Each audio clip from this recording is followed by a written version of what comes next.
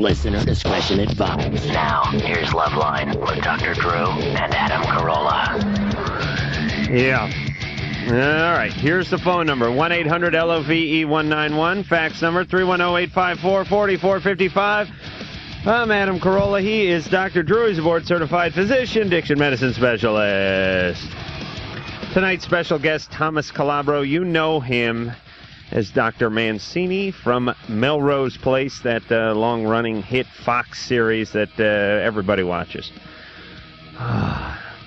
Drew. You okay? No. You are not yourself. What's up? I'm not right.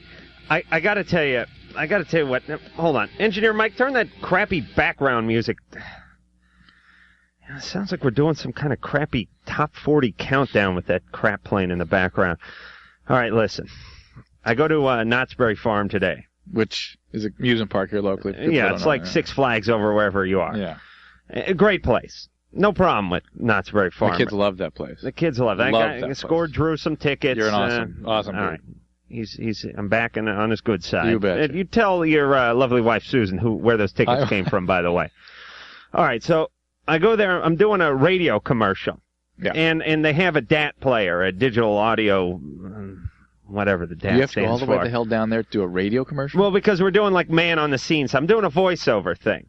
And they got this new ride. It's called the Hammerhead. Right. And it's basically, it's like someone put you in a 72 Econoline van and drove you off some freeway overpass, and you know what I'm talking about. Yes. One of these things. You know, they just finished, the paint is still wet on the thing, right? Were you the first person to ride it, or did you ride it? I was among the first to ride it. And they strapped me into this thing, and the guy, like, straps in the DAT thing next to me, and he puts the microphone in my hand, and all right, they spin me all over the place. I'm doing 360s, and I'm narrating the whole time. And I'm upside down most of the time, and, you know, my guts are being thrown all over, you know, the inside of my chest, and okay, we do it. All right, now we got to do it again, because this time I'm going to interview a guy while I get my guts thrown all over the place, which is fine. I'm not feeling that bad at this point. Now, after we go over the first run, I say to the sound guy, hey, why don't you check it to make sure the levels are good and everything? You know, plug in the little earphones, make sure we got, we checked it all. We checked it up and down everywhere from here to Friday. We checked this thing. So you did it twice. Did it twice. Now he checks the thing. Nothing. All right. He didn't have the power on. Although he called it something else than the power. He called, you know, he said the umlaut wasn't up or something. But it meant, look, either the thing is on or it's off. It was off. Okay. Now we got to go through the thing again. I do it 2 more times. Once alone, another interview time. This time, the thing had jumbled around so much that the recording level knob had turned all the way down and didn't pick up a frickin' thing. It was off. It was off. Now he's going to do it again. This time he's going to put the knob up, and he's going to duct tape it this time. 4 times. Now I'm at 4. You're at 5 now. Yeah, all right. I end up doing the thing 6 times. Now, here's what I want to ask you as a doctor, Drew. What are the long-term effects of this? Do they have any studies out on this? This cannot be good for you. I don't feel good at all right now. I feel like I drank a case of Schlitz, dropped a tab of peyote, and slept for 15 minutes in the last week. I feel like hell. It can affect you. It can't be good for you. It can affect you. I felt my brain rattling around in my skull. I don't feel right. How long in between each episode, each ride? Like a couple minutes? I did the first 4 like within, 20 minutes, and then I said, listen, I have to go lie down on a bench here for like 10 minutes. But the point is I don't feel right. Right. Something's up. Yes. I got scrambled. Yes. I believe my head is kind of like a TV set, and if you jumble it around too much... Yeah, like a counter-coup NG. It's like taking pickles in a jar and shaking them. They hit the other side of the jar. That's what can happen to your brain. No, my pickle's fine, but my brain hurts. You understand, Drew? Yeah, they get contused. All right. Contused your brain. Yeah, I'm very contused. And I'm wondering... It's like after boxing, right? Same thing? Absolutely. Yeah. I'm going to make you this... I'm going to say this, too. Kids are going to start dropping dead in about 10 years from all this junk. They have no evidence. They've done no studies. They're doing bigger, better, faster, scarier, more G's on the body. I'm thinking kids are going to start turning... People in their 30s are going to start going retarded. Yeah, it could about happen. 20 years from now. Could be. All right, Drew, so carry the show, would you? I'm not right. Leia? Yes. 24, you're on Loveline. Hi, I have a question for Dr. Drew. Yes, ma'am. Well, first of all, Adam, I'd like to let you know that this is a serious question, so give me a second before you do. I'm not even doing the show tonight, so please, go ahead. Don't mind me. Well, I think that I have an oral fixation, and first of all, I'll tell you my symptoms, and they are, I'm a smoker, and I'm a chronic nail biter. Mm-hmm. I constantly have to have something in my mouth, gum or candy, something. And it's starting to drive me crazy, so actually I'm calling to find out if this is something that I can have treated. I mean, should I see a therapist about this? Well, what I suspect you're describing is that you're very anxious, and this is one of the ways you deal with your anxiety, by using tobacco, chewing gum, dealing with your tension, so to speak, that way. Is that accurate? Yeah, I guess so. Well, don't guess so. It may not be accurate. Is that what you do or not? Well, I suppose I'm pretty anxious most of the time, but I've never thought of it. Leia, does this carry over in relationships? You know what I'm saying? Yeah, I suppose so. You know, when you're with your man, are you? Yes. Yeah? Yeah. Okay. All right, you have a boyfriend or husband now? Mm-hmm. This guy's not going to be excited about therapy. Probably not. Yeah, the last thing he wants to do is cure you. All right. Well, I mean, being orally preoccupied is just a symptom. All I hear you saying is you're anxious and you're sort of compulsed to do these things, and it may be more of an obsessive-compulsive disorder than anything else. Whatever the case may be, yeah, certainly you can get treatment for these sorts of symptoms, especially if they're bothering you. All I really hear you saying is that you're uncomfortable. Yeah, well... Right? You're uncomfortable. You're doing these things, and they happen to involve your mouth, and they're compulsive, but, you need some help. You ought to get some help for that. It should be easily managed, I would think. Okay. Okay? All right? Thank you. Yeah. What? She don't talk a lot for someone with an oral fixation. What, Drew? I don't know. I don't know what she expects us to do in 2 minutes on the radio. It's not going to be a magic cure. Well, that's a fine disclaimer. No, take all the pressure off yourself. She sounded disappointed. Drew. Oh, you didn't cure me. This show's not about treatment, ladies and gentlemen. This is about ratings, education. Oh, yeah. It's about a place to come ventilate, learn little case scenarios about the consequences of your peers' actions. Oh, really? Really. All right. I thought it was about chicks and... For you, everything's about that for you. Okay. So what the heck? John, 24, you're on Loveline. Hello. Hey. What's going on? Hey. I've a bit of a problem here. Jeez. The John. problem seems to be that about 6 months ago I got in a relationship with this girl, and prior to this with I guess her last boyfriend, she got into B&D a lot, and since I was we were sleeping together, so I got in with it too with her. But a couple of my friends, when we got together the other day, and I was telling them about this, and they told me that it can be bad, for your relationship, how you can how you look at each other later on, how you deal with each other. You know what I'm talking about? Hey, Ringo. What? Where are you from? Well, I'm from Minnesota. Well, not originally. Manchester, London, England. How long you been out in the States? Just about a year and a half now. Uh-huh. Drew? I don't know. The accent sounds phony to me. I'm distracted by the accent. What about that, man? Anyhow, I got a problem here. You want to help me or not? This is a Liverpool accent, not a Manchester accent. Yeah. I don't buy the accent. That's the beauty of being a host. Doesn't matter if you're wrong, does it, Drew? No.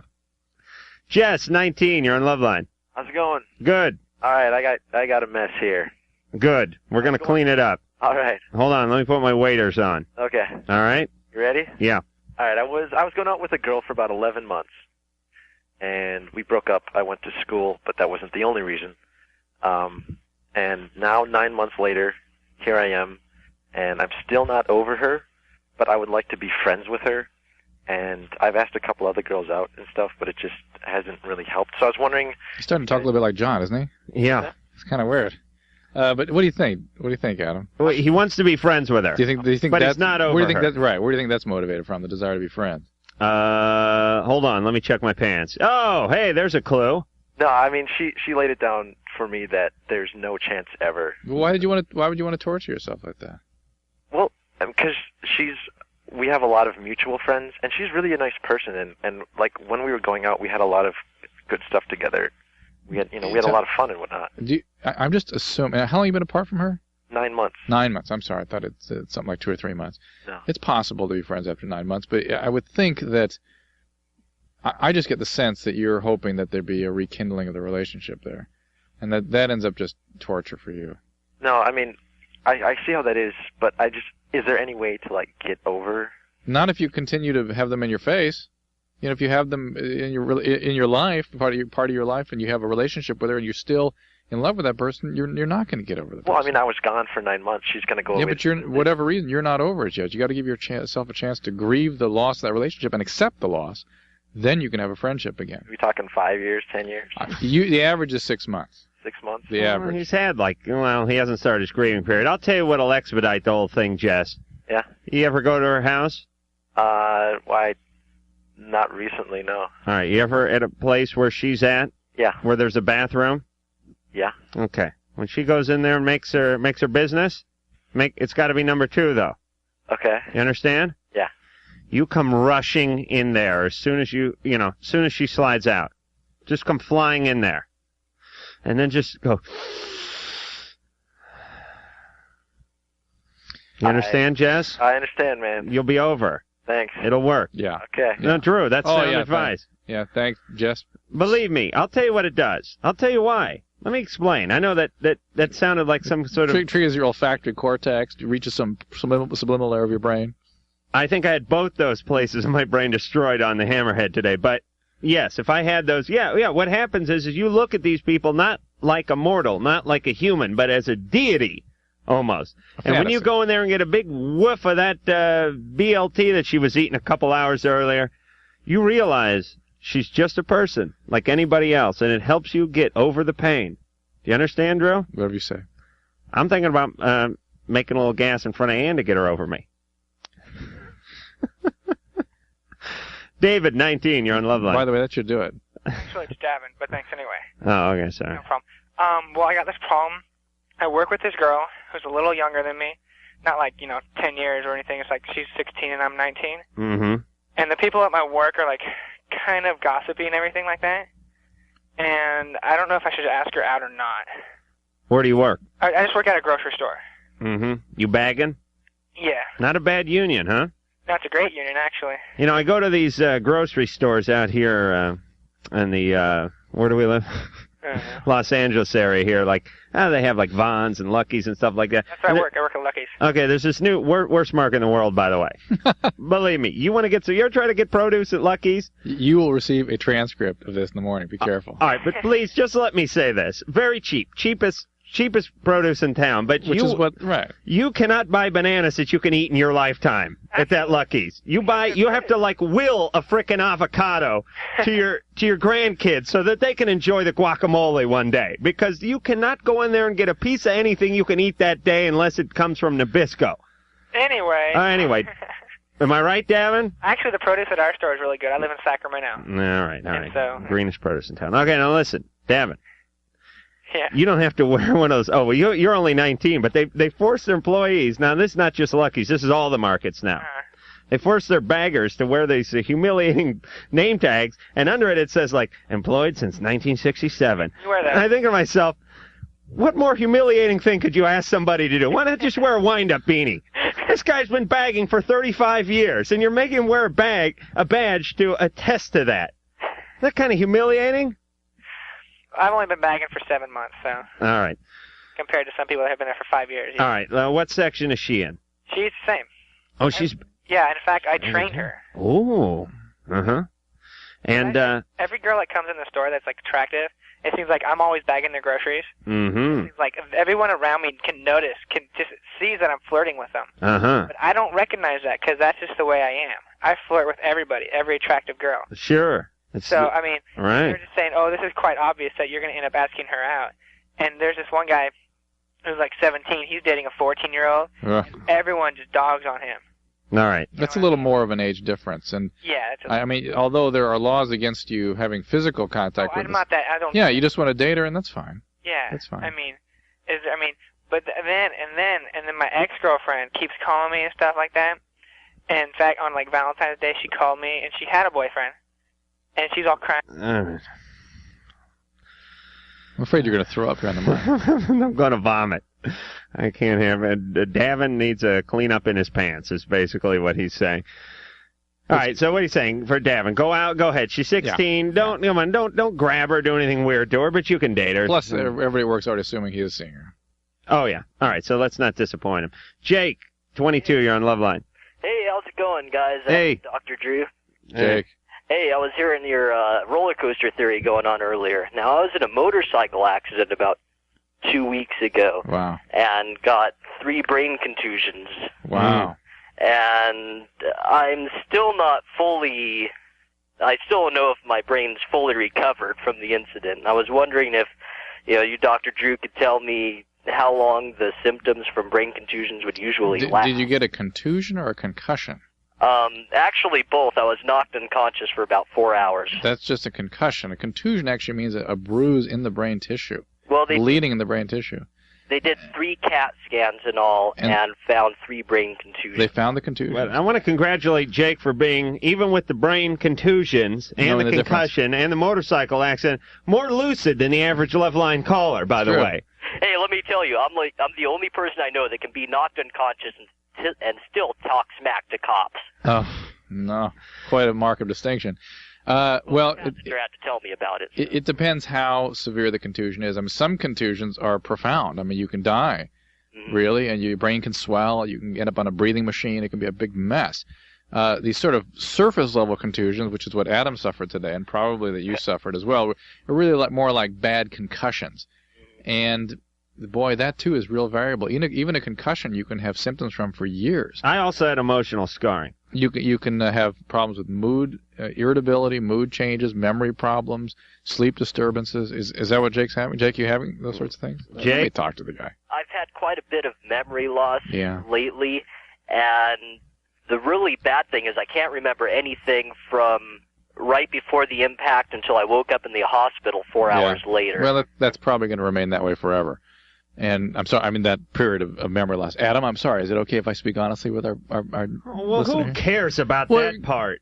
Because he cares about it. Well, listen, Jake, I'll tell you what happened.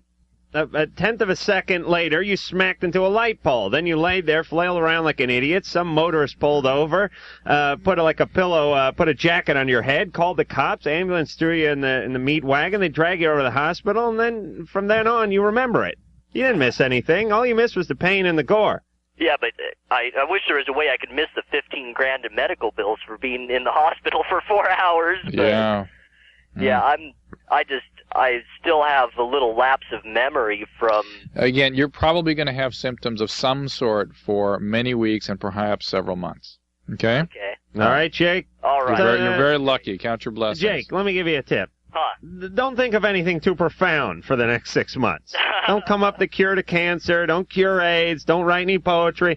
Don't write any lyrics of songs. Just don't do anything brilliant for the next 6 months. It's kind of hard being a college student, my friend. Oh, okay. Junior college?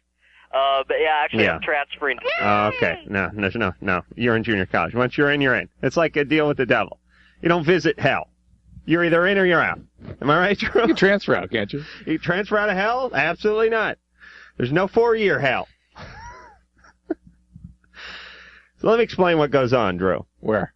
To your body on these rides. These Vipers, these Ninjas, these free falls, all this stuff. By the way, last time I was on a roller coaster, I think was like when it was on a pier over Santa Monica, made out of wood. Right. The roller coasters made out of wood in those days? Yeah, absolutely not anymore, because you're doing corkscrews, you're doing this and that. There's one part of your brain.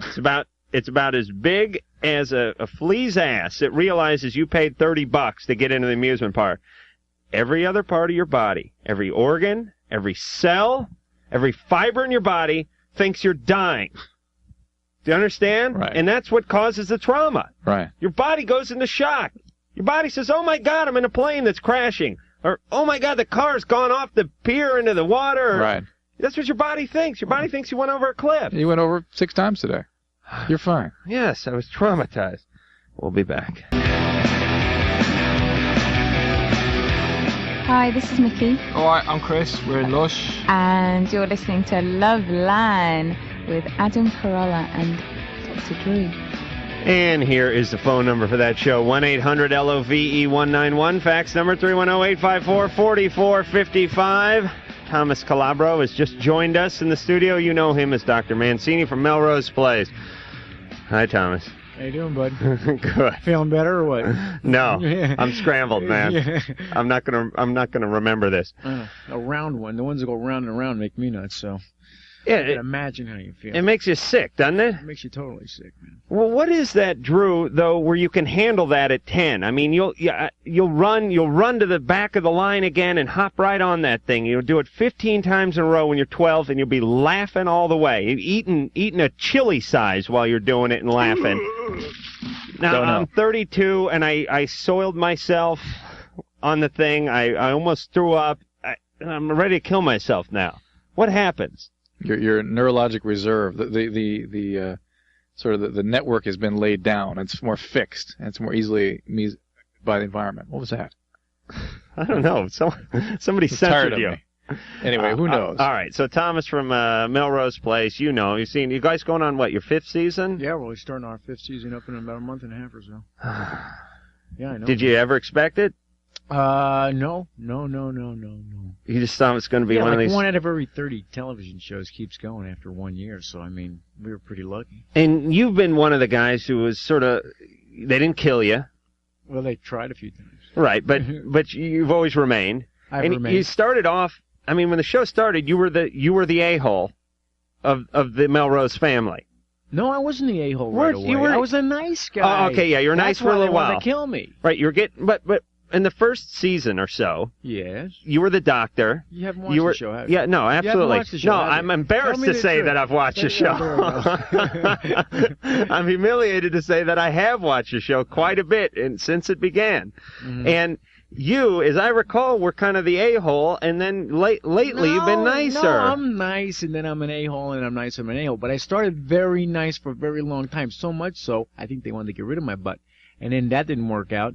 They turned me mean, and then they wanted me to keep me because I was, all mean and stuff. Well, I'll tell you, and I'm not just kissing ass. Okay, go ahead. But your acting is real good on this show. I mean, now listen, I saw that scene last week in the big season-ending finale, which screwed me up completely because I was lying in bed, and I didn't know it was a 2-hour series.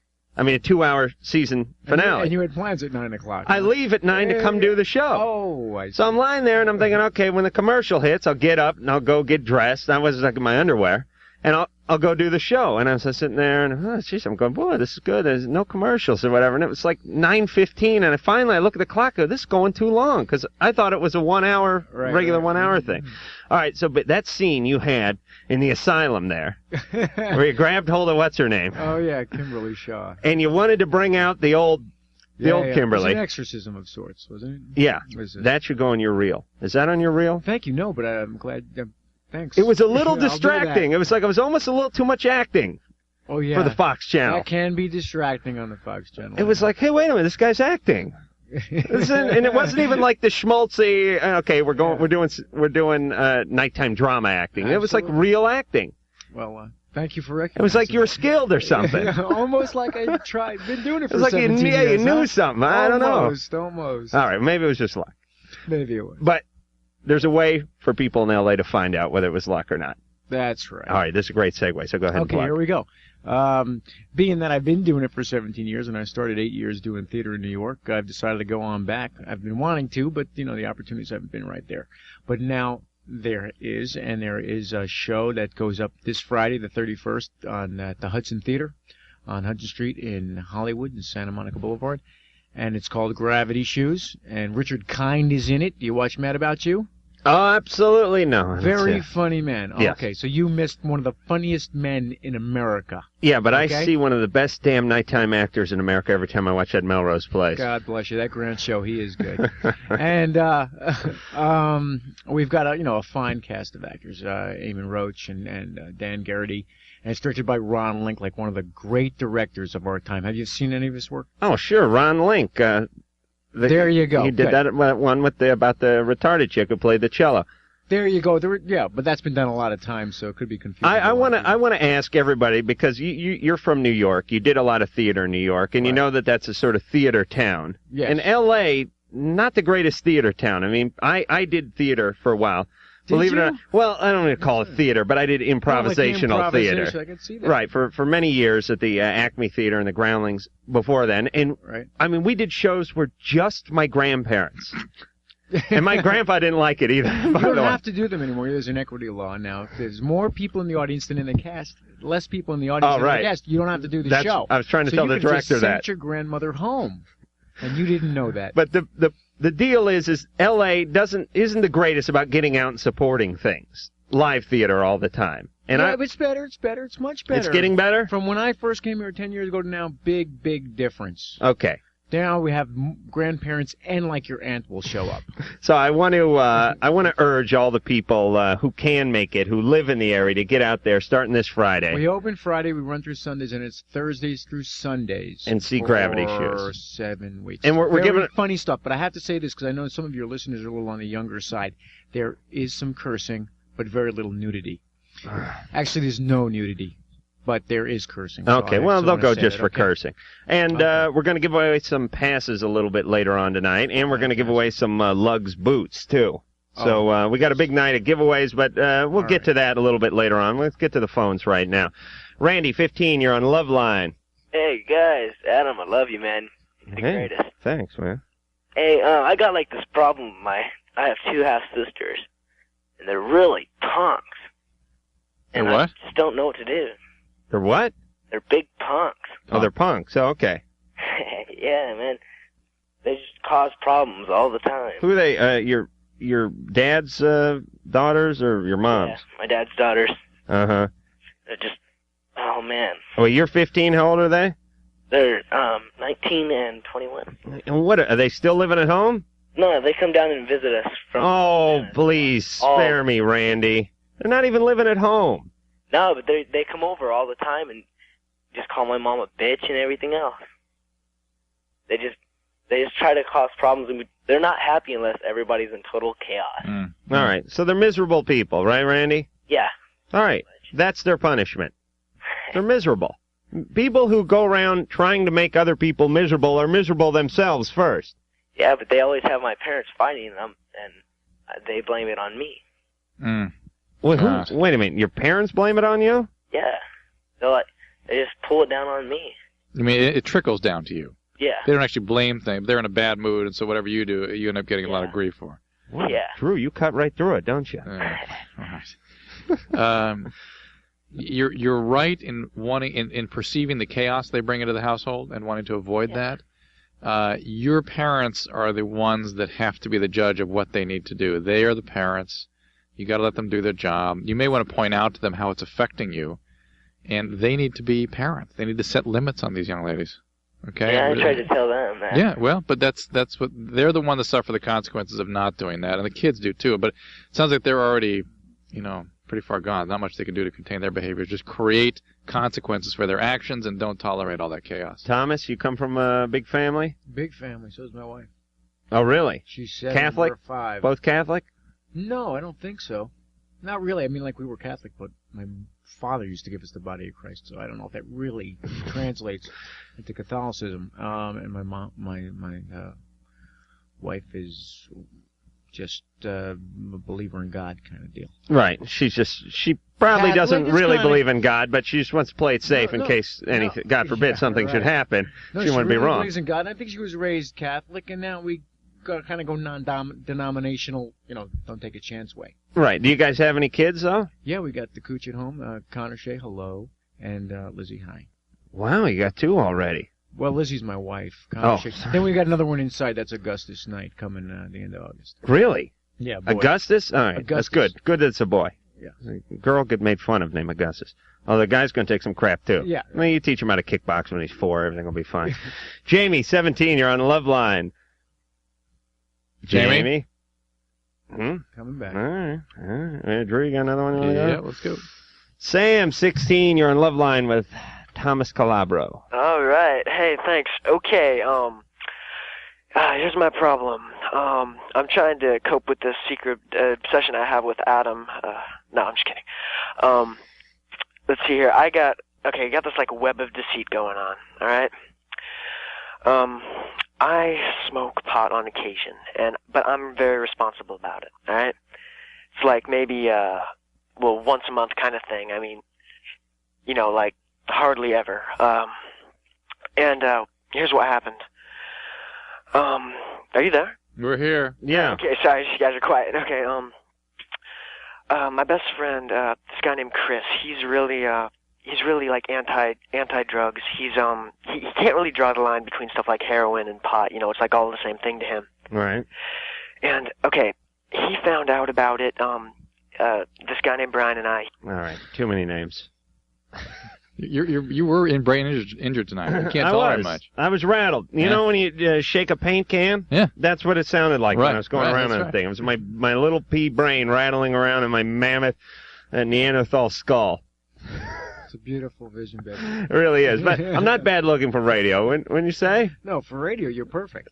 Thank you. Thank you, Doc. That's a compliment. You're not a real doctor, right? No. Okay, good. All right, now, this play is going to run for 6 months. No, 6 weeks. I mean 6 weeks. I'm sorry. Through the third week of July. I got rattled. Okay, all right. And this is one of those things. You don't do it. That was the old brain firing up. You're not doing it for money. You do it for love of the theater. We do it for love of the theater and the people that come. Right. And it's good. Right. Well, I've been on stage enough to know it kind of sucks. I never really liked it. Well, when only your grandparents are out there, I could see how the damage is done now. That's true, but you're going to paper the place. Now we're going to have big time. We're going to have 14-year-old girls all over the church. Oh, like a rock concert. And we'll be back.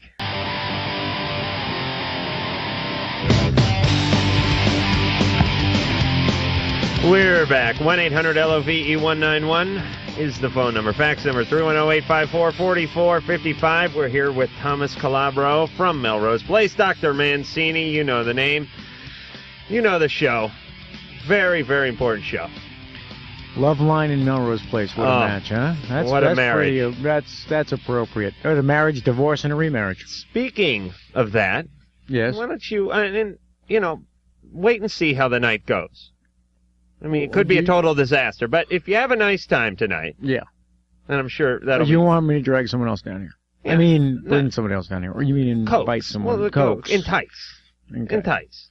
And I'm sure 8x10 will help. See what you can drag in from the show. There's nothing wrong with that. Nothing wrong with a little plugging. I mean, Melrose Place gets a lot of talk, a lot of publicity. I mean. No. It does, doesn't it? More than trash and propaganda goes a long way, Adam. Yeah, absolutely. I mean, that. The show. I don't know what the ratings are, but it's not in the top 10. No, not no. Well, Fox isn't a major network, right? So we don't have all those branches out there for people to see it, right? But in its demographics, it's pretty strong, right? Okay. I didn't mean to be offensive, but what I was leading to... You were. I understand. In my own backhanded kind of way. But what I'm saying is everyone knows the show. Everyone knows the character. Right. Everyone, either they watch it or they don't admit to watching it and they're lying. Like yourself. Exactly. No. You had to admit it tonight, though. We never knew it before tonight.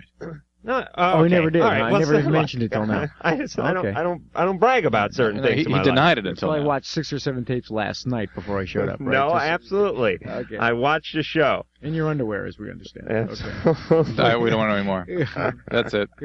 Ryan, 17. You're on the Loveline. How's it going, guys? Good. I got sort of a problem. My girlfriend's parents think I beat her. The situation went like this. We were messing around one night, and she smacked her knee against our wall, and she had a big bruise. And her girlfriend was over, and she was like really worried about her. So she went and told her parents, and now they totally think that I beat her. Mm-hmm. And I sat down, I talked with both of them, and gave them both. Me and her both gave them our side of the story, and they still believe that I beat her. And why was this girlfriend so concerned about your girlfriend? She's just been... Well, she came up from Texas. I just think that she's jealous. Because she came up from Texas. I think she's just trying to ruin our relationship. Why don't your girlfriend's parents believe her when she sincerely... Believe me, if she could act like Thomas, she could sell it. I saw that scene. It was incredible. Can she just look at them and go, hey, you're nuts. What are you talking about? He's never laid a hand on me, except for to have sex with me. That's how it went, but they think that she's sticking up for me. Right. All right, so that's bad news when you can't even relate with your own parents on any level. I sat down, I talked for hours with them. I mean, they're just... Is there something about you that leads them to be rather distrustful? Oh, yeah, Yeah, I'm guessing there's a little history here. Okay, Well, what? my mom kind of didn't like me when I first started dating her. Why is that? Because I go to an alternative school, and she found out I was on probation for something. What was that something? Me and my friend drove through some guy's yard. It was nothing big. Right. It was joyriding. Went through some guy's yard, and I got on probation for that. And she always had a hard time liking me or something, and I always tried to prove myself to her. Right. And you had the decency not to drive through her yard, too, didn't you? Yeah. And that bitch, I can't believe her. All right, Ryan, look, I'm sizing you up. Thomas is sizing you up. Drew's sizing you up. You look like trouble. You really do. You're driving through people's yards. You're going to the alternative school. You probably look, you're disheveled, aren't you? No, I'm totally GQ'd, look, you know? Uh-huh. I mean, I just had problems at school, just getting in fights and stuff, you know? All right, so you have a history of violence. Yeah, I'm not... driving through people's yards. Yeah. All right, so you're not exactly the greatest guy. Well, and she knows that my dad's an alcoholic, too. All right, so you have a couple strikes against you. Yeah. So they're going to believe the worst. As a matter of fact, this just may be convenient for them. They're probably looking for any excuse to get you away from their daughter. That's what I think, too. And it's really not a bad instinct, Drew. I mean, you're a parent. Thomas, you're a parent. I'm a parent, yeah. Some guy comes from alternative school. He's busted for driving through yards. He's beating the crap out of his student buddies over at the alternative school. Now he's going out with your daughter. What do you think? It doesn't look good. Doesn't look good for him at all. Now, let me tell you something about Thomas. He's from New York. He's got friends. Take care of you in a second. Don't ever even dream about going out with Caligula or whatever his kids' names are. Nice. That's very close. Very close. Yes, royalty. Hi, Claudius, or whoever he's hatching this week. So what should I do, guys? All right. First off, you're going to have to not get in any kind of trouble anymore. Well, I haven't been in trouble for the longest time. I straightened up my act. All right. We'll see if we can make it a week. And then like we get these calls all the time, Drew, and we always give the same answer, which is you can't fix it in one sitting. Right. It's just one of these things you have to kind of earn it. It's like you can't say to you can't go to your football coach when you're in the 10th grade and go, respect me as the greatest player to have ever graced the field here at North Hollywood High. Right. You have to bust your ass at practice. You got to run the bleachers. You got to do the whole 9 yards. Yeah. That's right. It's a good analogy.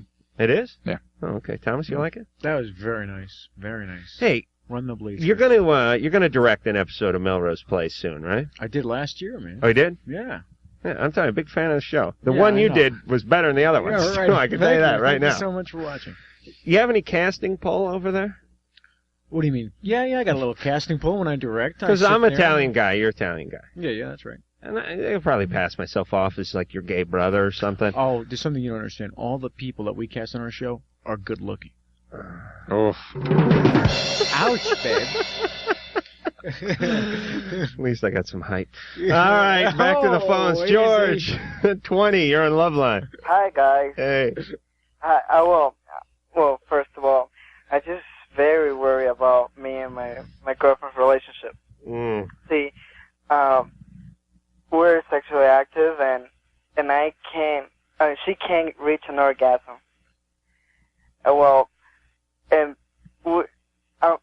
First of all, I thought it was me, you know. I mean, I was doing something wrong, or I was too fast, but it's not that. No, it's not that. Because for her, I've been going like an hour. Right. And I don't, Right. a lot. No, it's not you. And I don't know what's wrong with it, you know? All right. Well, we'll get producer Ann to get in on this one. It's kind of funny how you phrase it, reach orgasm. It's out there.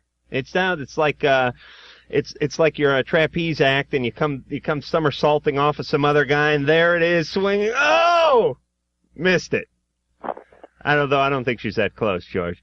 Ann, why don't you jump in here and tell our buddy George how to help out his gal pal? How to please her? Yeah. Okay, what have you tried so far? Well, I tried like a lot of positions and well, first Is that of a all, lot of positions? she told me that I was I didn't last too long, so I tried myself to last long, so I even lasted like an hour. I even went for another one. Have you tried other things, though, besides that? Using your hand or orally? And, you know, I don't think she... Or have her show you what she likes. George. Uh-huh. George, have you ever pleasured her with your mouth? Yeah. Much like you're pleasuring us? Yeah. You have? Yes, I have. Uh-huh. For how long? So, man, like 20 minutes. 20 minutes? Uh-huh. That's a lifetime. I can't argue with 20 minutes. And like we were talking about last night, that's dog time, too. 20 minutes is a day and a half. I mean, in your mind when you're down there. Yeah. Absolutely. Yep. You're a real trooper, George. And I've been like an hour, and like I go for like 2, you know, and she's not. All right, she can't reach 1. Does she seem to be enjoying it? Me? No, her. I mean, she gets frustrated though. I mean, when I can't, I mean, I don't, you know, I want to stop, you know, because you can't go for a whole day. All right, George. Well, she probably feels that, you know. If a woman feels that he's just trying to get it over with, she's not going to, you know, be relaxed and Receptive. You know, yeah. George. Uh-huh. Listen, there's no doubt you're all man. You're probably too much man for any one woman. She's lucky to have you, you know. All right. All right, George, here's my advice. Can she masturbate and have an orgasm? Yeah, she told me that. Okay. That's what makes me feel so bad. All right. Here's the deal. And Thomas, you tell me. If you disagree, please jump in. What you try to do is, we get these calls all the time. The women cannot have orgasms with their man, but they can have an orgasm alone. So the idea is to really just hide in the bedroom, get them going, and then just sort of try to slide in there somewhere. It's like I liken it to in the schoolyard where they're doing the jump rope. There's 2 people swinging it. Oh, yeah. And you stand back and you you pace it for a minute, and not last night, but the night and you jump in. And once in a while the thing grabs you by the shins and topples you, but once in a while you get in, you jump, and you're going. That's what you gotta swap. That's good advice, man. That's good advice. Jump rope with your girlfriend. You know what I'm talking about. Drew? Drew, you part of this show, man? Drew, my brain got rattled. Get involved there. Christy, 25, you're on Loveline with Thomas Calabro, my paisan from New York. Hi. Hey. I have a problem that's been going on that maybe you guys can help me with. I used to be married to a guy it was a really bad situation. He was really, really abusive. And I finally was smart and got myself out of it. But it's been almost 3 years now, and he writes me letters telling me that I'm the only person he's ever going to love, and that no one else is ever going to be able to love me like he can. And he just won't get the hint, and I don't know what to do more than what do you mean won't get the hint? What kind of? Well, he won't leave me alone. What kind of feedback do you give him? I've had a restraining order put on him. Mm-hmm. I've moved away from the state that he's living in, even. Mm-hmm. When he tries to contact you, what do you do? I don't answer him at all. So you just give him 0? Yeah, okay. Basically. Drew, she's the victim here. Yeah. Don't make it her fault. It's not her fault. I'm just asking her how she reacts to the guy. Well, you just got to keep cataloging what it is he does and take whatever legal precautions you can take. And that's it. That's all you can do. So there's nothing I can do. Just not that I'm aware of. Are you aware of anything? Well, like I said, talk to some of Thomas's friends. Thomas, you ever do any stalking? Stalking? Yeah. No. Adam did. You're a good-looking guy. You don't need to stalk. Right. You look like me. You got to get the nappy head. You got to stalk. Short of a builder. Adam stalked. I certainly did. Hey, Christy. Yes. Isn't it kind of funny how the guys who are the biggest a-holes when you're together want you back that much more? I mean, the more they abuse you, the more they crap on you, the bigger a-holes they are, the harder they try to get you back when you break up with them. And what happens when they get back? Oh, they go right into the a-hole business again. Right. Actually, Wouldn't usually... that be a controlling thing? I'm guessing it would be. All the time? Yeah. Drew? Yeah, but it's something much deeper, much worse than just issues of control. All right, Christy? Yes? So, play it safe. You're doing all the right things. Okay. You have to give this guy nothing. because this guy can survive off a scrap, off a crust of bread. If you just toss him just the slightest little morsel, he can go for another year. Well, he's already gone for 3 years. All right, and you've barely given him anything. Yeah. You can't give him. You can't even pick up the phone and go, Larry, I told you. You just got to hang up. It's just zero. You have to give him zero, because he can go off of nothing. Okay. You understand? Yeah. All right.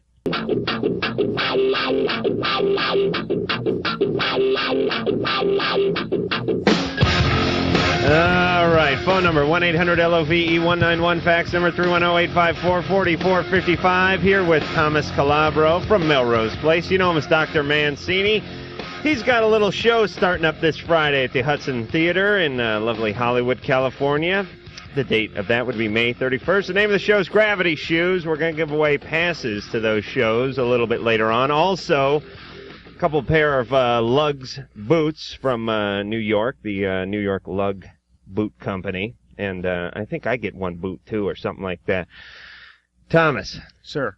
You were just talking about, it was kind of interesting during the commercial, about how you know that your child-to-be is a boy. Yeah, we went to a friend's wedding in Seattle, and he's a kind of kooky, crazy, eclectic kind of guy, and had all sorts of people there, including some psychics and palm readers. Mm-hmm. And as my wife would pass by when she was having her coffee in the morning, or we have breakfast, we were actually for 4 days, they just kept mentioning this boy inside of her and how lucky he was that she gave him so much love and such. And, never got a reading per se. They just kept mentioning the boy. Oh, he's going to be this, he's going to be that. He'll be big, strong. How far along was she at the time? So somebody with an A. Now I know who. How far along was she when they were doing that? She's about 6 months. And so they knew it.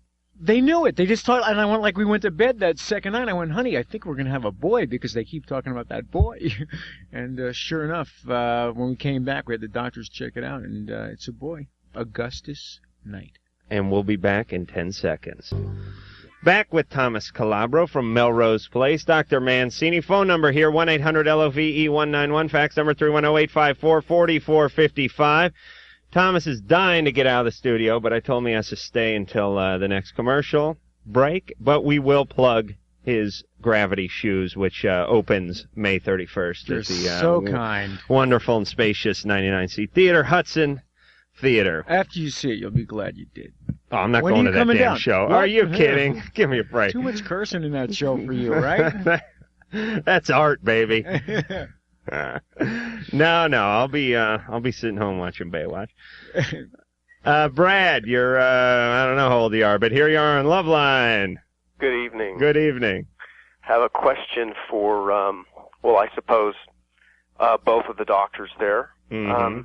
Having a pretty rough time with this. A close friend of mine died last week from what's called autoerotic asphyxiation. Mm-hmm. He hung himself while he was masturbating? Correct. Mm-hmm. And, I've always thought I was pretty liberal and whatever, progressive sexually, and I had never heard of anything like this in my life until I heard about his death. And this was someone who was extremely artistic, very creative, extremely intelligent, and I'm just kind of wondering how something like this could happen. And I guess also in talking about it to let people know out there who might be doing this that it's definitely Russian roulette. And you'd be amazed how not uncommon this practice is. This is not the first death from this problem, from this behavior. People die of this. And it really doesn't have much to do with intelligence either, does it? Wasn't Lincoln killed this way? No. People don't necessarily utilize their cognitive function to determine their behaviors. Look at all the smart people that use a lot of drugs. Oh, let me tell you about these artist types, too. Always looking for a thrill. You're stupid, you stay home, you watch TV, you masturbate, you take lots of naps like I do. But these artistic types, these guys, they got to do theater. They got to play golf. They have to keep going. They have always something new. All right, well, all I'm saying is always looking for a new thrill. These artisans. And that's what happens. I think that plays into it, but it's just such a hard thing to deal with. I understand. Isn't it just the fact that it's hard to deal with the death of your friend? He had a peculiar behavior and he had an accident. Is this something that I mean, this is someone I knew who was like going into strip clubs and, sort of like, the typical sort of lightweight naughty boy stuff. I mean, how do you make the leap from that to trying to merge a pleasurable experience with a near-death experience? Is this like an addiction? Is this a progressive thing? It's interesting. People that seek thrills do tend to be genetically prone to addiction. And it is thought to be an endorphin high that people get from doing this. So an addict might get more of a sort of a thrill, so to speak, or more of a reinforcing experience under this circumstance.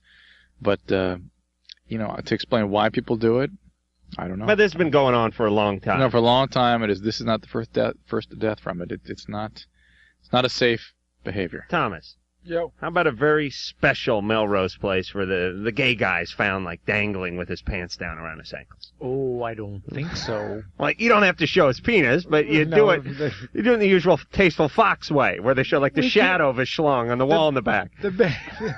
That's art. The best we get out of Melrose place is like the guys hugging, and that's about it. Oh, yeah, they still haven't showed him kiss. No, they cut the kissing frame by frame. It's like, really, it was a big deal. I don't agree with that. They're showing people are committing murder. People are. I'm sure Aaron Spelling will take your call. Talk to him. Oh, God, that old schlockster. For Christ's sake.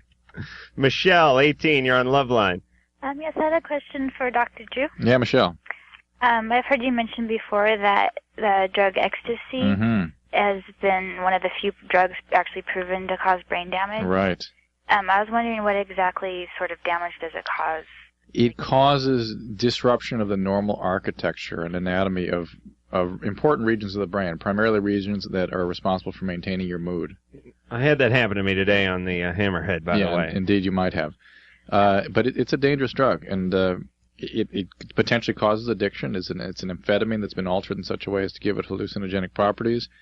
People that I have treated who are addicted to it are tremendously impaired by it. I mean, they become psychotic. They're paranoid, and they're disorganized. It's a very devastating drug if it's used regularly. I think its popularity waned until about a year or so ago because people witnessed how nuts people get on the drug and the kind of intense biological reactions that people get from it. Now it's coming back again. It's apparently really hit in Southern California anyway. It's really popular again. I've done X twice. Once when I was like 22 in Santa Barbara during Halloween at Isla Vista, and I met my girlfriend. Old girlfriend. Another successful relationship, yeah. Well, I got some out of it. This is the one you stalked, right? Yeah, but I was sober when I stalked her. And the other time was like in Vegas about 3 years ago, and I couldn't go to sleep, and I stayed up till 5 in the morning, and I was eating a Grand Slam at 4 in the morning. My friend was high, too, and he spit coffee in my face. And I also had a friend that he's had a seizure twice. Right, very nice. What would cause that? What was that? That's the stimulant property. Stimulants can predispose to seizures. Cocaine's the most common drug that precipitates seizures. Thomas? Yo, any drugs going around the set there? Or is it pretty clean? No, very clean. All right, we don't want the company. We don't want the company line. Thing, Really, the Tylenol this season, yeah. It's a different scene than what it was, I guess. Oh man, totally. Everybody cleaned up their act in Hollywood. Almost everybody, except for yourself. All right. I'm high right now. Yeah. But it's not from taking anything. It's from the hammerhead. Yes, please, kids, go rattle your brain. You'll never need to do a drug again. Emily, 15, you're on Loveline with Thomas Calabro from Melrose Place. Hey, how's it going? Good. Emily, can I say something? Shouldn't you be in bed? I am. Don't you have school tomorrow? Oh, you're in bed. Yeah, I am. With the phone, under the covers, hiding from your mother and father. Absolutely. That's sort of the profile of our routine listener. Is that it? Oh, okay. I used to read under the covers, and now they make phone calls to radio stations. Just checking. Go ahead. Please I have ask a comment for Thomas, actually. Oh, well, since we're talking. I just wanted to say how much I love Melrose Place. Thank you very much. I watch it every Monday, like whatever. Never make any plans Monday night at 8 o'clock. You don't? You sit home, you watch with your friends, or you watch alone? Yeah, me and my friend, we're kind of obsessed with it, actually. Well, who's your favorite character on the show? I don't know. I really Be careful, like you're talking to Dr. Michael Mancini. Go ahead. Come on, Emily. Who would you say your favorite character is? Well, You're pretty cool. Okay. Thank you very much. I had to squeeze her like a bar rag to get Yeah, that out. that wasn't easy. Emily. I guess. Then after you guys watch, you guys all head off to your men's meeting? Yeah, sure. I had to get a jab in. All right, you have a question? Yeah, what's going to happen next season? Oh, that's a good question. What is going to happen next season? I haven't the foggiest idea. They don't tell us anymore because we used to tell everybody, and then everyone knew what was going to happen, and then no one watched. That's what happened this season, and that's why we slowed down the middle of the year. Oh, really? Yeah, that's what's happening all over the place. Shows like this, in fact. No, this And show's an institution, though. Everyone will watch that. I hope so. And- So I don't know really what's going to happen next year. And I think someone's not coming back. One of the regular cast members is actually going to be gone. Oh, really? I know who that is. You know already? Why am I already? They didn't tell me who it was. Who, How do Emily? you know? It's Joe. Joe? Yeah. Oh, Josie Joe. Bissett? Oh, you mean Joe? Joe. Oh, Daphne Zuniga's not Yeah. coming back. Zuniga. Did you know that? No, but I know she looks good. She looks good. She put on a little weight a couple of years ago. Oh, that was Please. a long before Melrose. All right, well, whatever. But she Okay. looks good now. She looks fabulous. She really does. Like dark-haired girls? Have a girlfriend currently? Uh, No? All right, no. then. Why, Okay. you got so something? I'll talk to Daphne. I'm waiting for your daughter to get older. yeah. Daphne's actually a veteran of this show. Oh, she is? Is she? She's 10 been- years ago she started coming on the show. No kidding. Is she single? What? She's very single. Really? Very. You know, just like the character. She rides a bike, a big bike, dude. Really? Can you handle that? She drives a hog? I'm talking a hog, man. Really? One of those big bad boys, yeah. Yeah, I'll just, I only ride side saddle because I'm trying to keep the hymen intact, but I'll ride along with her. Okay, that should All be right, fun. get her on the show. I'll talk to her. All right, and also, aren't you doing a play or I something here in spit, I town? will. Gravity Shoes opens Friday at the Hudson Guild on Santa Monica Boulevard in Hollywood, California. Right here in town, not far. You could be there in 10 minutes. You could be there. Wear your iron underpants, guys. You'll let me laugh, tell you. You'll laugh. You'll split a gut. I'm not kidding. And so it's a comedy.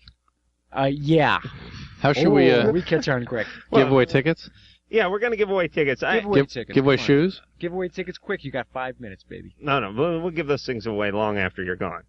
Wait, then I don't even get to do it? All right, we'll give them away now. What do you want? Go, give them. What do you want to call her? Now? These kids should be going to bed. They have to go to school tomorrow and No, stuff. they should be staying up and drinking more coffee.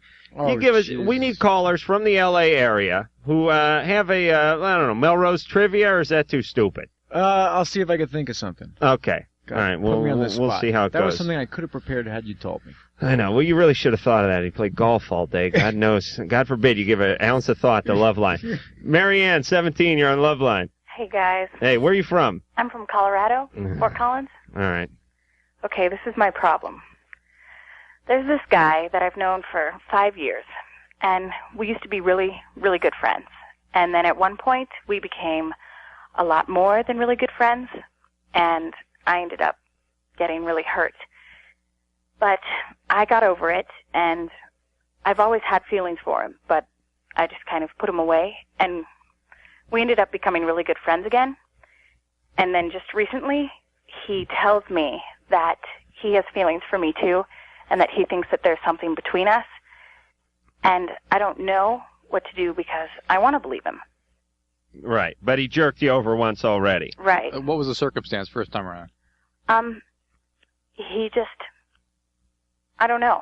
He just ended up telling me that, He just left. yeah, kind For of, he didn't, For somebody else? yeah, for my best friend. All right. Okay. All right. Now it's crystal clear. How old is he? He's 17 too. All right. How old is he emotionally? That's right. 3. Marianne. Yeah. You're much too mature a woman to fall for this twice. Yeah. He knows where she's at. He's just working her. Yeah, absolutely. Terrible. Yes, like a little marionette. Reprehensible. It's ridiculous, man. Don't put up with that. It's It's abusive. Worse than ridiculous, Drew. It's ridiculous. Thank you.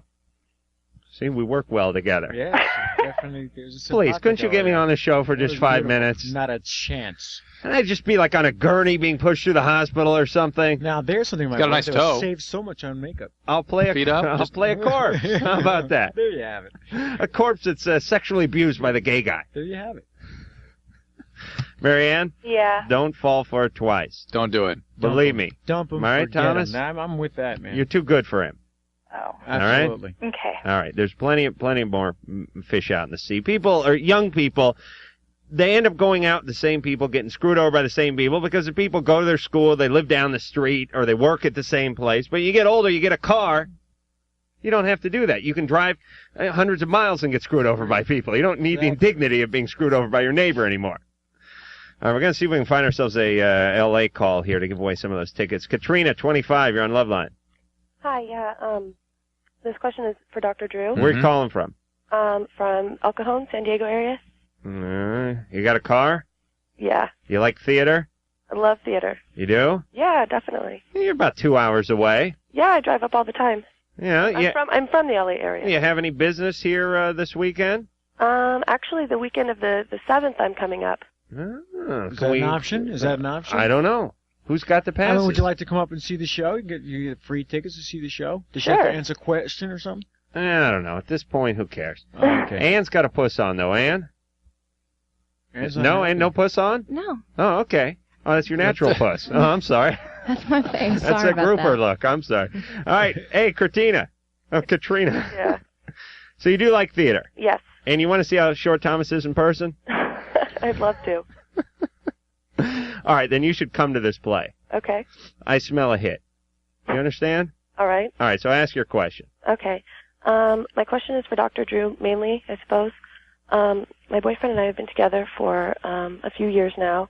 We've lived together for the last year. And we weren't sexually active until about 6 months into our relationship. And before that, we would, sort of mess around pretty much every night. And then after we started having sex, it started becoming, I guess the sex would become fewer and fewer and far between. And now, let's see, in the last 7 months, we've had sex twice. And I've tried to talk to him about it.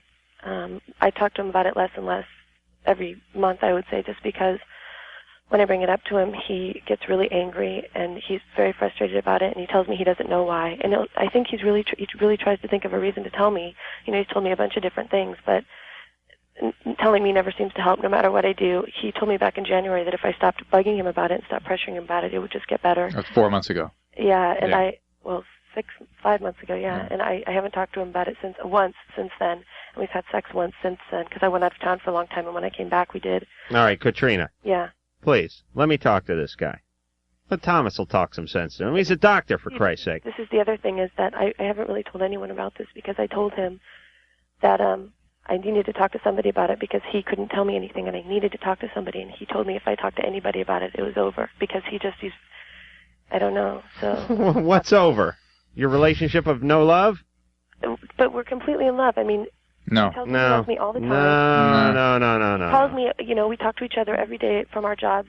We do stuff together all the time. We go, every weekend we go somewhere together. All right, hold on a second. Thomas, you're an Italian guy, Yeah. right? Horny guy by nature. By nature. Then you're from New York, it makes you extra horny. Yes, Because it's like, well, you take the horniness of the Italian, you mix it in with the sort of a-hole hurry when you get in New York, and it's like, come on, baby, come on, bitch, give me some now. And you get that kind of attitude, horn honk and all that. Yeah. Now, how long you been married? I've been married for 3 years. Still horny for your wife, right? Absolutely. Absolutely. Absolutely. It does not go. You love her? Of course. And I love her. you worship her physically? Absolutely. Yes. Katrina. Mm-hmm. Do you hear that? Something's missing. Something's definitely. missing. Yeah, something big. All right. Now, you want me to talk to him? Because I'll straighten him out. No. We'll get to the. You're living in denial, Katrina. I just want to know what I could do to make it better. I think you'd have to get some professional help. With his defenses the way they are, it's ridiculous. But how it's not going to get better unless somebody intervenes. And the deal is that if he's unwilling to even discuss it, then you have to take a stand. The stand is there's something wrong here. We have to do something, or I'm going to leave. Right, because he's ashamed of this. Because it's a guy's role to be horny all the time, to have a lot of bravado, And so when I bring it up, it just makes it a lot worse. Right, makes him feel like he's been castrated. Exactly, and I know it makes him really upset, and he's very apologetic about it. It's what you call a compound problem. You're dating a gelding now. How old is he? What's that? How old is he? 24. Is he on any medications? No. Okay. Katrina. Mm-hmm. We'll give you a couple of passes. You come out here to L.A., you take in a little good theater. You're going to fill the theater with free passes. No, this is the same person, isn't that's it? right, Katrina. All right. Yeah. Look at this. Sorry. So, Dr. Drew, you suggested possibly getting professional help? Absolutely. for seeing a psychologist? A family counselor, sure. All right. It's just not going. It's not really a couples counselor. It's not going to get better by itself. It is not. Yeah. Okay. You got that? Or we're going to put you on hold. Okay. Because here's the plan. Seriously, go see the show. You guys will laugh so hard. The blood will, your heart will go pitter-pat. Watching Thomas, the wonderful Yeah, actor. maybe seeing Thomas will get him in the mood or something. Absolutely. I've had a hard on the whole time he's been here. All right? All right. All right, put you on hold. All right, look. Thomas, can you bear it? We got 2 more minutes. 2. You got You've been- 2 minutes. Listen, I'm walking you were out of leaving. here. All I'm right, gonna you were break your leaving earphone. before you even got here, for Christ's Come sake. on, that's not so. We're plugging the hell out of this Hey, little I was waiting play to you're get doing. picked up. Let's not forget that. Oh, please. You Just don't have a kidding. car? You drive yourself to the links every morning. I got lost. I knew I'd get lost. All right, it is a hard place to find. All right, let's give away another set of tickets here, huh? Uh-huh. Yeah. All right. Mickey, 15. Hi, I'd first like to say that I love Melrose Place, and Michael's my favorite character. Thank you, Mickey. Good And answer. I have a question about there's this guy I really like, and I want him to know I like him, but you see, like, I tried to do that by writing a letter to him, and I don't know if that's the best thing to do, so just wondering what's the best way to let him Sometimes know. the guards will look at the mail and not even give it to the prisoner, so that's not often the best way to tell a man you love him. I don't think so. You have to go there during visiting hours, Mickey. Mickey, how old is this guy? He's 15 too. Yeah, you both live in the L.A. area? I live in Orange County. All right, that's L.A. sort of area. Yeah. All right, here's what you do. You ask him on a date, a theater date. Yeah, you tell him you got some. Don't tell him they're free tickets. Make them think you. Yeah, bought tell them, me, right? tell me you like got a paper route to get these tickets, and you wedge a little culture up his ass, and he'll love you forever. It's not just culture. It's a lot of fun. You Yeah. hearing this, Mickey? It's a lot of fun. You like to go to the theater? Do you ever go to the theater? Yeah, I like to go. Okay, because we make mistakes on stage, and that's a lot of fun to see. Sometimes we trip and we fall on our faces. It makes it really funny. You think you'd like that? Mhm. You'd like to see an actor from Melrose Place on stage, really up close and stuff? Yeah. Do you think you'd like that? Mhm. Well, then I think you should bring him to the show. You should ask him. You should tell him I asked you to ask him to come. Where How's is he? that? Do you have his phone number? Yeah. You have his phone number. If you got his phone number, you must have talked to him. I'm too scared. All right, Mickey, ask him out. You want us to talk to him? You want us to talk to him? No. I'll have Adam call for you. I'll call. I'll talk some sense into this boy. No, it's okay. You sure he's ready? He's ready to write down the number. He's sitting right here with the pen in his hand. I'm He's very fine. anxious. No, it's okay. All right, Mickey, we're going to put you on hold. We're going to give you some passes to this, and you will pull yourself up by your pumps and ask this guy to go to see Gravity Shoes with you, won't Okay. you? Won't you? Yeah, thanks. All right, putting you on hold. All right, Thomas. Thanks, buddy. The moment has arrived. Oh, that's right. Thank you very much, man. I had a lot of fun. Good. I thank you for coming in. Come in anytime. Okay. Drag some of the other cast members in. Oh, Daphne. I'm going to ask Daphne right away for you. So seriously, single? What? Single? I'm telling you, man. Hog. Her and her hog. Really? Be good for you. Okay, yeah. Might I'd be love good to for do you. that. You need a little. I do. I need fresh air. Besides, with the Okay. rattled brain and everything. All right, and when we come back, we will give away a few more passes. We'll also give away a pair of lugs, boots or shoes, and all that good stuff. So again, Thomas Calabro, thanks for coming in. We appreciate it. Gravity Shoes opens May 31st at the Hudson Theater. Runs 6 weeks. Go see Thomas there.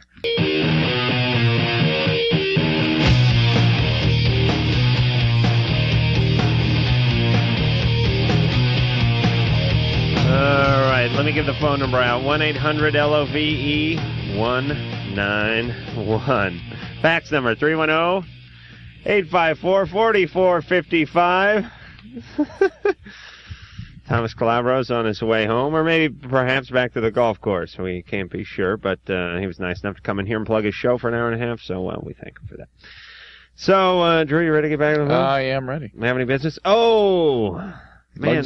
Lugs boots. That hurt my penis. I just thought of something. What? I was talking to a friend of mine, guy I hadn't talked to in a while. It was actually a couple days. He gave me a ride to the airport on Friday. He has a penis piercing. He has the Prince Albert. Prince Albert. All right.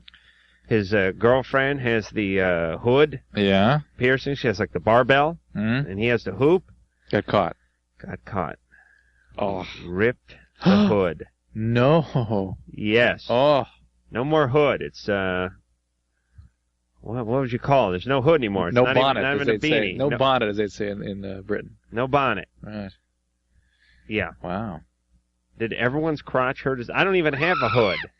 I mean, I don't think I do. I have a hood, Drew? No, you have a hood. But do I have like a mud flap in back? Nothing. Wow, that's terrible. I honestly, I don't get the huh? I just don't get the Oh, come on, Drew. Get hip, man. I don't get it. Oh, you haven't lived till you put a fishing lure at the end of your wanker. Come on. Nicole, 22, you're on Loveline. Hi. I have a big problem. Mm-hmm. I'm dating someone in the military, and he has a girlfriend back home, and he leaves in August to go back home. I'm supposed to be moving to where he lives in August. Just coincidence? No, not actually. You're going with him. No, You're following him. kind of. You're following him. I have a friend that You're following him. No, I'm not. Would you be going there if he weren't going there? I'll be the judge of this. Where's he going? Michigan? All right, absolutely. There you go. He's not going to Fort Lauderdale. He's not going to Cancun. No. He's going to Michigan. Yeah. You would never go to Michigan in a million years. You got no business in Michigan except for you're chasing Gomer's wiener. No, that's not it. I really want him just to forget about this other girl. Uh-huh. Well, you follow him to Michigan, and he's liable to forget. Or maybe not. Because we've been seeing each other since January, kind of off and on. I've tried dating other people, and I just can't get him out of my mind. Right. And is the reason you can't get him out of your mind because he can't get his other girlfriend out of his mind? I don't know. Yeah. If he's out of He this... doesn't seem like, she never writes him. They never really talk. It's like a somebody who's married saying, I'm never going to be... She treats me badly. I'm going to get a divorce soon. Right. But with the way we met, I figured, it was my ex-fiance's best friend. All right. He is? Yeah. All right, Nicole, you're all class. Let me tell you. Nicole, listen to me. Listen to the voice of reason. You've never listened to anyone in your entire life, but listen to me. Okay. The guy's not serious about you. You're interim gal until he can get back with his Michigan broad. You understand? Mm-hmm. He's not treating you well. He's not taking you seriously. He doesn't care about you. He probably would doubt her, or be unwilling to trust her given the way she treated her fiancé. Yes. Her ex-fiancé. And why should he trust you? Nicole, listen. I'm serious. Nicole, this is totally unhealthy. Plus, you're in grave danger of making an ass of yourself. Let him go off to Michigan, and you find somebody else out here. You'll get over him much more quickly than you might imagine. Yeah. And Nicole. Yes. Hook up with a sane person. Well, we don't know that he's not sane. It's just not a good relationship. Well, first off, he's screwing around on whatever girlfriend is waiting back home for him. Right. You know what I'm saying, Nicole? Yeah. And I'm probably not the first person that he's dated since he's been in the military. All right. And he's probably cheated on his girlfriend a million times before. All right. And this is the best friend of your ex-fiancé? But my ex-fiancé is now married to someone else. Okay, so it's one big cesspool you come from. Everybody screws everybody. Everybody stabs everyone in the back. It's one. It's like a big. They have a big. In Melrose Place. You don't even. Yeah, it's like Melrose Place, except for no one looks as good, right? But people don't realize, again, it's the Italian. I think again, it's the media. To say with pride, it's like Melrose Place. It really shows how much the media misrepresents people and their behavior. If people were to behave as they do on Melrose Place, each and every one of those characters would be seriously mentally ill. I mean, they all have serious character disturbances, so it's not something to be proud of if you live around people who behave in that manner. Wait a minute, Drew. You're saying that is not a slice of life, that Melrose Place? That is a realistic depiction of people in their early 20s, early 30s and late 20s. Modern say, it's all right. Forget it. All right, yeah, forget it. Get on with it. Yeah, all right. Oh man, Araceli? Yes. Wow, 15. You're on Loveline. Yeah, I have a question. I've been bulimorexic for about 8 months. Bulimorexic? Yeah.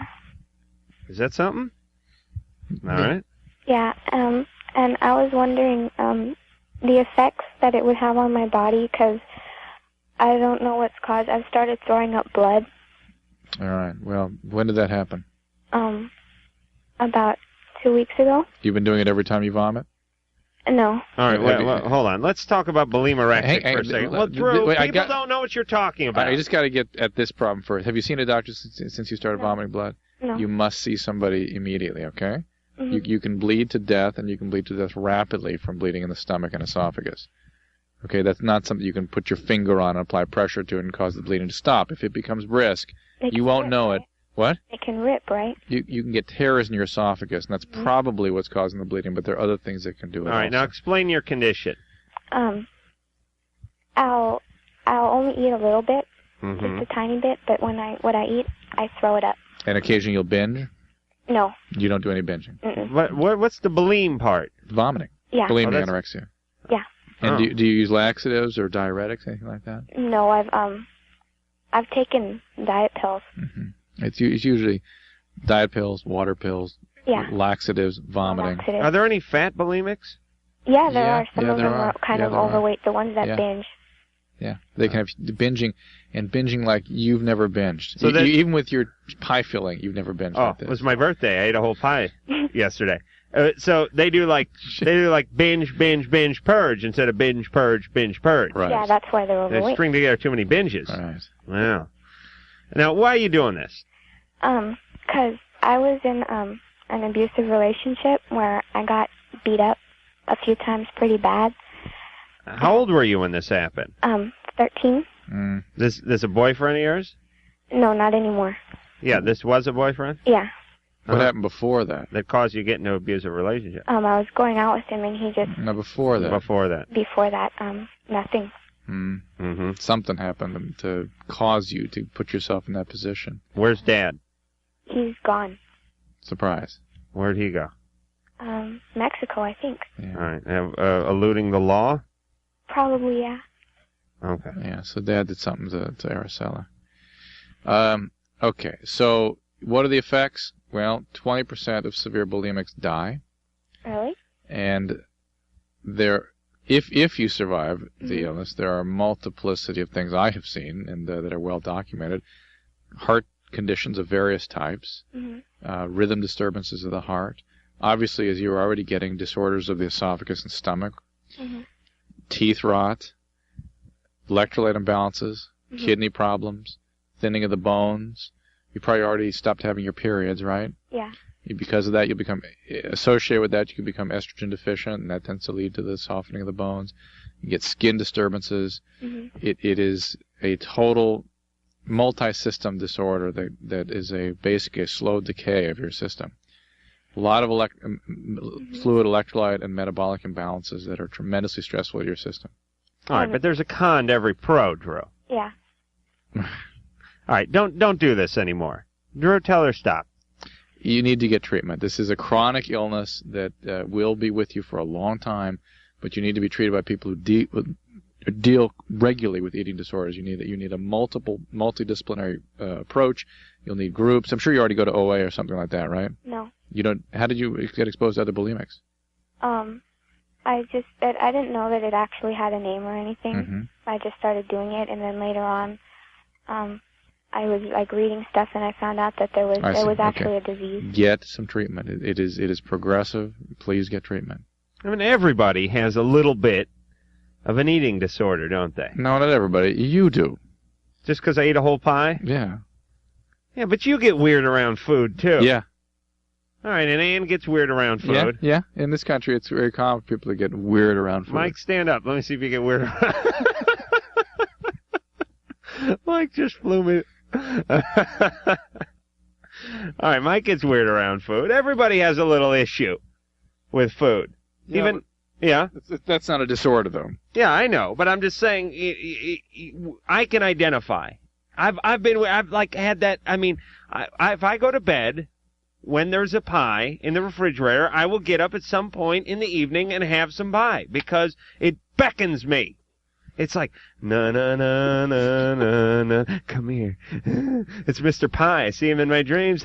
Eat me! You understand, Drew? Very well. Thank you.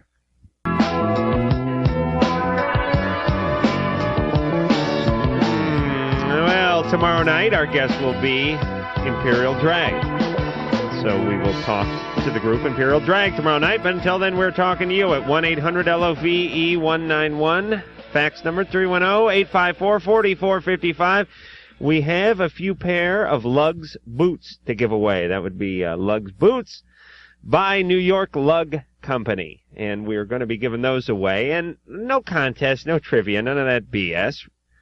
We'll just take, if you're a good call, if you're energetic, if you spit your question out in the first, 45 minutes, if you don't have your radio on in the background, if you don't do you don't make any mistakes as a Loveline caller, is that it? Yeah, and you don't do one of those like 15-parters. Right. I was dating a guy named Brett, and his other friend named Brett who came in town, and then coincidentally his brother's named Brett, and I started dating him, and then he moved to San Diego, and then there's another dude named Brett over there, and we don't know what the hell you're talking about, so please. Jeff, 18, you're on Loveline. Okay. All right. Okay, I have this girlfriend, right? All right, you won the boots. Okay, and we're real sexually active, okay?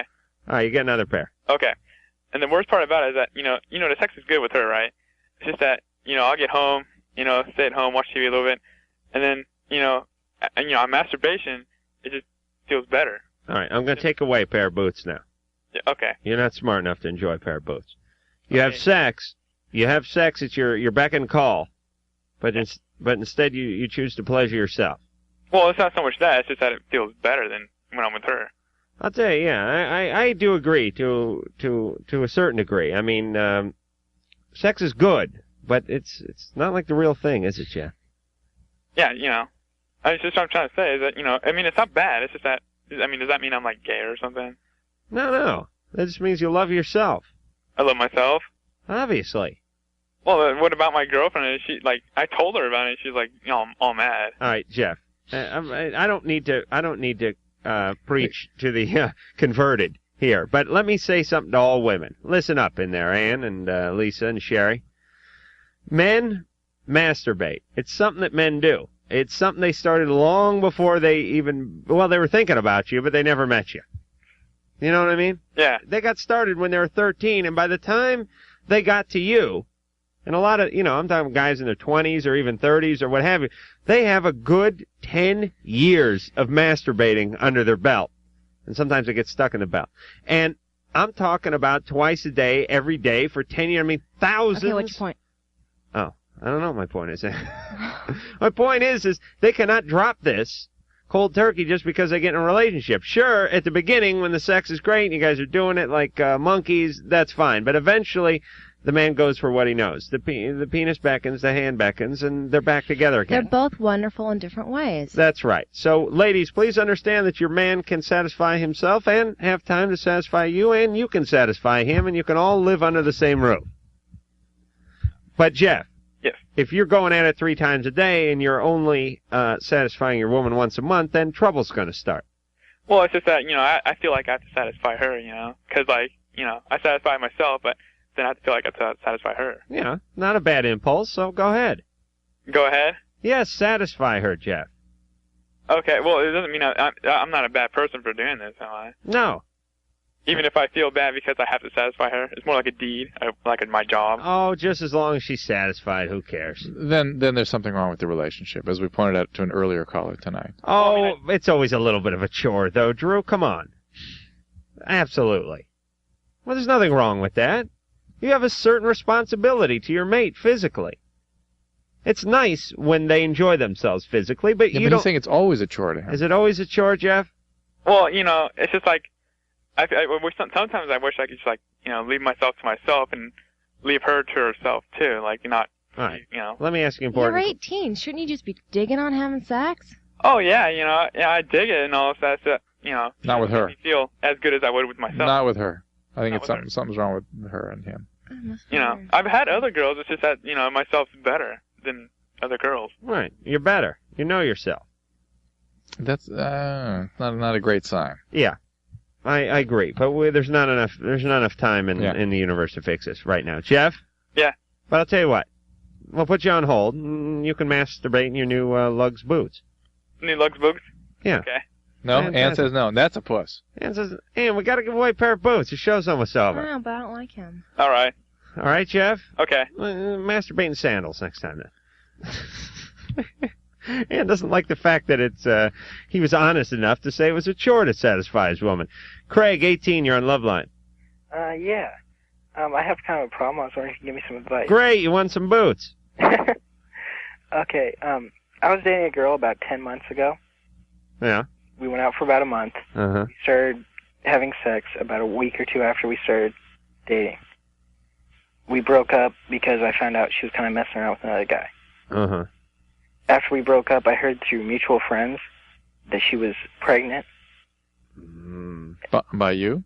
By me or him. You don't kind know. of about the same time. And now I'm wondering if I should try and find out for myself. I've talked to a lawyer about what I could do for my rights, and he suggests I hire a private detective. Huh. No. Yeah, all right. Can we, sorry, lovely producer Ann just whizzed. Know what train is going by Craig's house? Oh, that's ways off. Okay. Well, it sounds like it's going through your friggin' living room, Craig. Sorry. All right, Craig, what's the question? I got distracted by lovely producer Ann. I'm just wondering if I should try and, Find out? find out. I don't know. Drew, what do you think? I think I mean, it's going to cost me a fair amount of money. If it's important to you, you should find out. Why don't you ask her first? I haven't talked to her for a while. I'm not even sure exactly how to go about finding her. I have an old phone. So that's why you have to get the detective.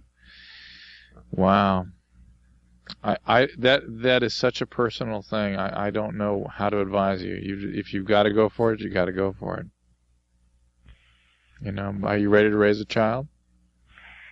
I mean, it's kind of like, not really, but I don't want to. I mean, my dad was never around when I was a kid, and I don't exactly want to have any of my kids going around thinking the same way I thought of my dad. Yeah. Well, do you think he should wait and see if she seeks him out? I mean... Not necessarily. He may want to be... All right, Craig? Yeah. You're going to have to own up to this one.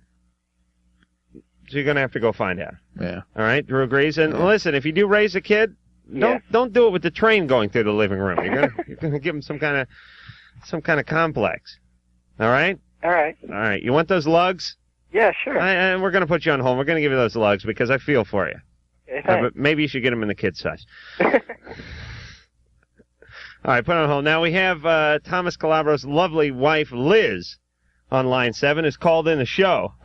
I'm a little nervous. Drew, you okay? Well, who knows what she's got on her mind? Oh, God knows what. Liz. Adam. Hey. How you doing? Good. Well, you know, this happens to me all the time with him. I sit and listen to his information, and he's so wrong. Is he? Yeah, I got to tell you something. What? Daphne Zuniga has been dating someone for almost 2 years. She was on Leno the other night talking all about him. Oh, Liz, you called just to burst my bubble, totally didn't you?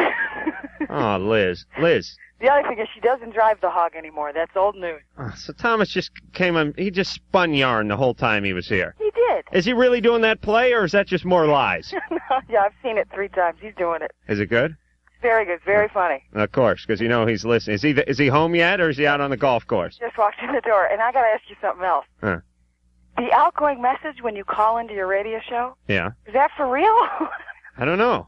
I've never called it. I heard I thought I had the wrong number. I thought I had some sex phone line. What? Yeah. And then I didn't get through, and Thomas got home, and I got another number. Huh. Everyone's got a puzzled look on their face, Liz. And You may have gotten some weird number. Well, good thing I didn't put my credit card in. Oh. Liz, you got a sister? 5. Really? Wait, how's... Oh, the other thing, Adam. Huh? How is that 15-year-old going to get to the play? Oh, I don't know. The one from San Diego? Oh, the one from Orange County? Yeah. I don't know. She's not showing up. She's not going. No, but what do you care, Liz? The guy, listen, please, keep this guy in line. Forget about this art. You tell him to go home. You got kids on the way, right? Yeah. You got little Caesar coming out in a couple of months. Yeah. Please, tell him to go make some money. This stupid equity waiver crap. For Christ's sake, I could do that. Well, I tell you something. The last time he made money, I had to go to Chico, California for 4 weeks and live in a Holiday Inn. I prefer to play. What? Is there a story there? I think he was smuggling grass from Chico. He did a movie of the week in some horrible location. Oh, okay. You know, where I'm stuck in hell. Liz, All right. please get this guy into doing feature films. All right. He's going backwards with this 99-seat business. I'm working it. He's going to be playing church basements 6 months from now. He's got to justify the trash, okay? Okay, but seriously, do you go insane when he's on hiatus this way, hanging around the house? Right. Hmm? No. Actually, this has been hard. He's not been home a whole lot. And then on his day off today, he played 36 holes of golf, then came home, said hi to the baby, and went to you guys. Oh, he didn't say anything about the hooker part to you? No, he forgot the hooker part. Okay, because he told us about... All right, well, forget it. I'm going to get you in trouble. I don't want to induce any labor or anything. Listen, Liz. Yeah. You got quite a catch over there. He's a little short, but he's an attractive guy. Yeah, my brother said the same thing. We wish you well, and you have yourself a whole thing of Roman emperors. All right, and you know what? Maybe we'll tune into your show, because we've never heard it before, and we both thought it was pretty funny. Yeah, I know. Thomas turns out to be a big fan. He looks at me and he goes, you guys just on Tuesday nights, or? Yeah, and here you are national. It's pretty good. All right, take care. All right, Liz. Okay. Bye-bye. Oh, well, look at we're chatting to celebrities. We're talking to celebrity wives. I was going to tell her to put the fetus on the phone. All right, we'll be back. This is Pamela Lee, and you're listening to Loveline with Adam Carolla and Dr. Drew. Oh, she said my name. And the verve pipe on in the background. How apropos. Love the guys, love Pamela. Fantastic. Everyone's happy. Real quick, time for one more call. Patty, you're on Loveline, 25. Hi. Yeah. Hey, yes, Perky. Yeah, how you doing? We're not giving away any more shoes, so you can knock off the Perky. What about the tickets? All right, we'll give away some of those. Oh, thanks. I'm in Bakersfield. Okay. I'll stay on hold. Oh, but what with the cultural scene going on in Bakersfield? You want a chance leaving that? Oh, yes, please. There's Okay. nothing. All right, real fast, Patty. Okay, my question is, basically, my husband and I have been married for 7 years, and I use a vibrator to orgasm. He helps me. And sometimes they're so intense that I'm kind of embarrassed. I squirt. And he said that he's seen it on pornos and that it's natural. I think it's a bladder problem. I don't know. What's wrong? It's called female orgasmic incontinence, and it's probably bladder. It's probably urine. I love when guys do that. Don't worry, baby. I've seen it in pornos. Very natural. Thanks. Yeah, because good enough for porno is good enough for you. Now, when you say you squirt, do you actually shoot across the room, or does it just a little incontinence come out the other side? Well, we have like a bullseye on the wall, and I aim. No, it's it's just a small amount on the bed. It's probably urine. It's a normal thing. Is it really? Yeah. Even if it isn't, there's some women it's not urine, some it's just a secretion, and that's also normal. And let me tell you, this can be helpful.